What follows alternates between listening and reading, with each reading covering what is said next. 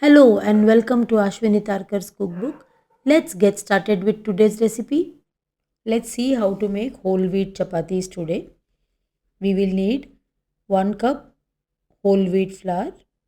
We will sieve it before using. Take 1 teaspoon oil and quarter teaspoon salt. We will knead the dough. I have taken 1 cup water. We will use how much is required. I have used only half cup and this is the remaining water. So that is the measurement now. For 1 cup of flour, we will need half cup of water. Knead to a soft dough like this. It should not be sticky. Knead it for few minutes and cover and keep for half an hour. Now knead again. See, you can see how soft the dough is.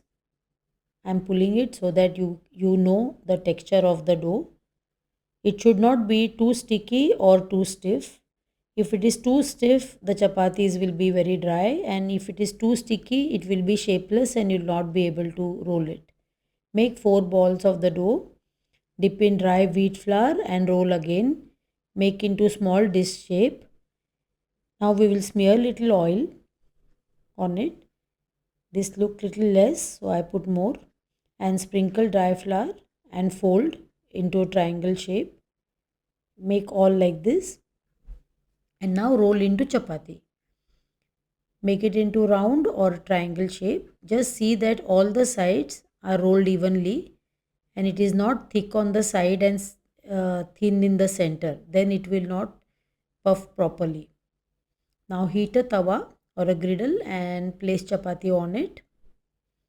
Keep turning. The gas usually is not even on all the sides, so you must turn the chapati. Now flip and bake on the other side. The golden spots indicate that it is done. Remove it and we will apply little ghee. I have applied total half teaspoon ghee to all the 4 chapatis. It is easy to spread the ghee when it melts on the hot chapati. You can consume them immediately or store in a hot case. Bake all chapatis in same manner and apply the ghee.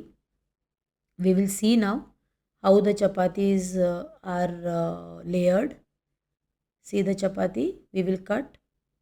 See, you can see 3 layers, all equal size. Yeah, this is how the chapati should be. Now you serve it with the curry of your choice.